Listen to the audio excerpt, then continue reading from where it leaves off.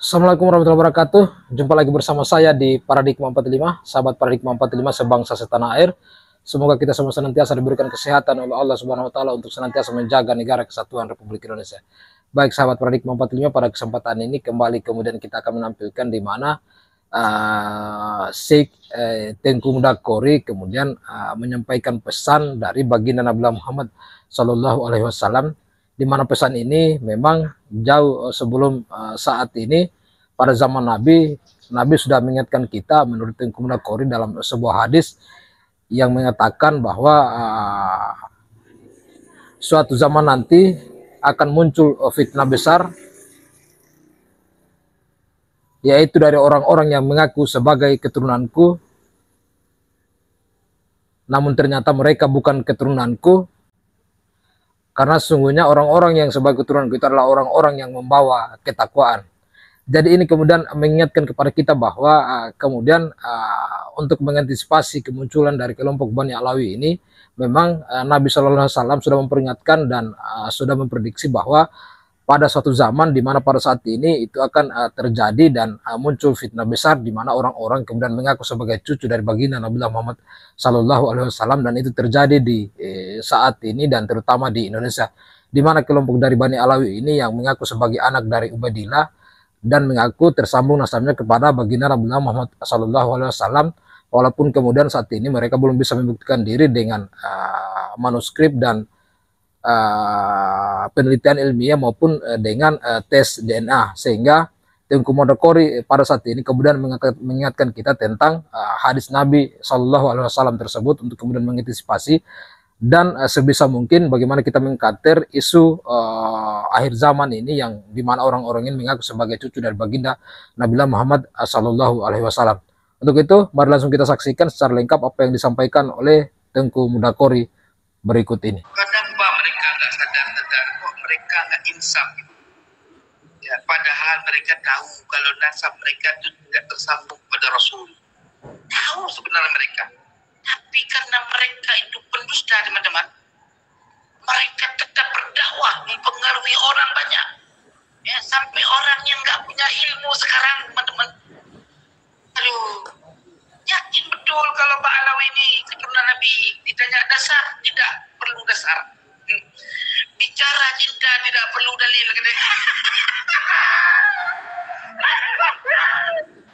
Jadi karena mereka sudah didoktrin untuk berbicara cinta tidak perlu doktrin. Salah, nggak perlu dalil katanya. Bicara cinta tidak perlu dalil. Jadi hari ini mereka dianggap sebagai cucu Nabi karena cinta kepada Pak Alawi. Jadi nggak perlu dalil. Mereka tidak cinta kepada Nabi Sallallahu Alaihi Wasallam, yang dalam setiap sesuatu Nabi mengatakan man kadzdzaba alayya muta'ammidan falyatabawwa maq'adahu minan nar. Ya? Jadi riwayat Abdullah bin Abbas hadisnya. Ya. Coba teman-teman memperhatikan siapa orang yang berdusta membawa namaku. Aku dalam diriku mengalir darah Nabi Muhammad Sallallahu Alaihi Wasallam. Kami ini Ahlul Bait, orang partai Al-Quran, paham Quran, tapi tidak mengakui kami Ahlul Bait, maka mereka sesat. Gimana coba?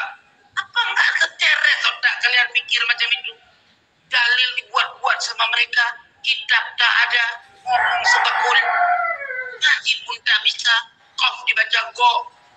Waqala, orang waqala, jangan waqala. Emang riwayat siapa dia baca waqala itu? Perlu teman-teman semua ketahui, ya, bahwa kepalsuan nasab Bani Ba'alawi itu ternyata sudah disebut oleh Nabi Sallallahu Alaihi Wasallam di masa Rasulullah masih hidup, dengan sindiran yang sangat jelas kita pahami zaman ini. Saya ulang, kepalsuan nasab Bani Ba'alawi, ya, itu ternyata sudah dahulu disebutkan oleh Nabi Muhammad SAW, ya, dalam satu riwayat hadis yang sahih. Apa kata Nabi? Satu terutama nanti akan muncul fitnah besar yang berasal dari orang yang mengaku dia bagian dari keturunanku. Padahal mereka bukan keturunan aku, kata Nabi. Karena yang keturunan aku adalah orang-orang yang membawa garis ketakwaan, bukan yang membawa nasab. Maksudnya seperti itu. Artinya apa? Mereka itu sudah diprediksikan oleh Nabi. Mereka mengaku-ngaku keturunan Nabi, di dalam diri mereka mengalir darah Nabi. Mereka mengatakan, kakek kami tahu kalian siapa kakek kami? Kakek kami Rasulullah. Begitu kata mereka. Tapi tuan-tuan, apa tidak malu dia bilang kakeknya Nabi Muhammad? Sedangkan Nabi Muhammad orang buta kafir rajam yang maki-maki dia, yang maki-maki Nabi kita, tetap disuapi makanan ke dalam mulutnya. Sampai-sampai sahabat sendiri yang meninggal yang mendengarnya pun enggak terima. Sampai wafatnya Rasulullah, datang Sayyidina Abu Bakar menyuapi roti ke dalam mulut seorang itu. Dia berkata, siapa ini orang nggak biasa kok kasar macam ini, bukan seperti orang yang biasa menyuapi aku. Mana orang yang menyuapi aku? Apa kata Sayyidina Abu Bakar? Kalau nggak salah itu Sayyidina Abu Bakar atau Sayyidina Umar, lupa saya. Apa kata sahabat Nabi itu? Aku ini bukan orang yang biasa menyuapkan. Aku adalah sahabat orang yang menyuapkan. Lalu siapa orang yang menyuapkanku? Itu kemana? Orang yang menyuapkan kamu itu sudah meninggal dunia. Siapa dia itu? Itulah orang yang kamu selalu maki kala dia menyuapi roti di mulut. Itulah Muhammad bin Abdullah Rasulullah. Terkejut dia, menangis dia, sampai meninggal dia dalam mengucapkan kalimat syahadat. Itu himmah. Ini ngaku keturunan Nabi. Perak enggak cebok? Macam mana? Ngaku keturunan Nabi. Baca kitab Arab dari kiri ke kanan. Aduh. Alah. Ngaku keturunan Nabi. Baca Quran mati beributan. Bismillahirrahmanirrahim. Alhamdulillahirabbil alamin. Ar-Rahmanir-Rahim. Maliki yaumiddin. Iyyaka na'budu wa iyyaka nasta'in. Ihdinas siratal mustaqim. Ihdinas siratal mustaqim. Kok dibaca mustaqim. Gimana coba dah? Itu wali. Nah, wali apa macam itu? Wali-wali daya. Benar juga. Artinya teman-teman, sudah diramal oleh Nabi. Mereka itu bukan keturunanku, katanya. Masa kalian lebih percaya sama Ba'lawi daripada sama Nabi? Itu pusing aku pikirin kalian itu semua. Coba kalian pikir. Kenapa kalian tak percaya kepada Nabi, malah percaya kepada Ba'lawi? Nabi sendiri aja nggak mengakui Ba'lawi sebagai keturunan Nabi.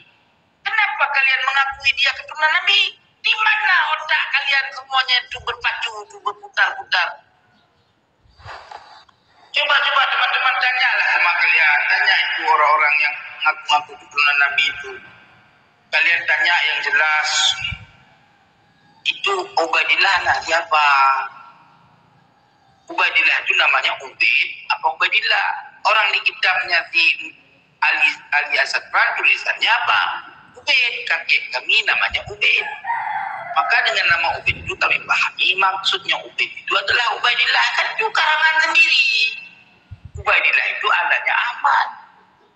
Ahmad mana? Ahmad bin Isa. Udah sampai situ.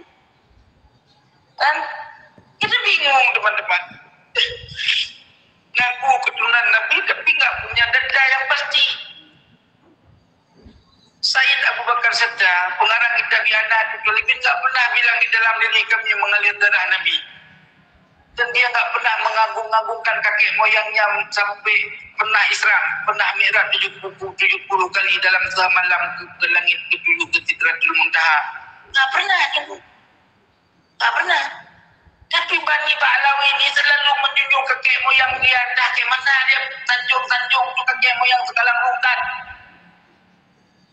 Coba sampai dia bilang kakek moyangnya ada tak pernah berak sama sekali bertahun-tahun. setuju. Orang hidup makan ya berak lah. Masa nggak pernah berak? Bingung kita.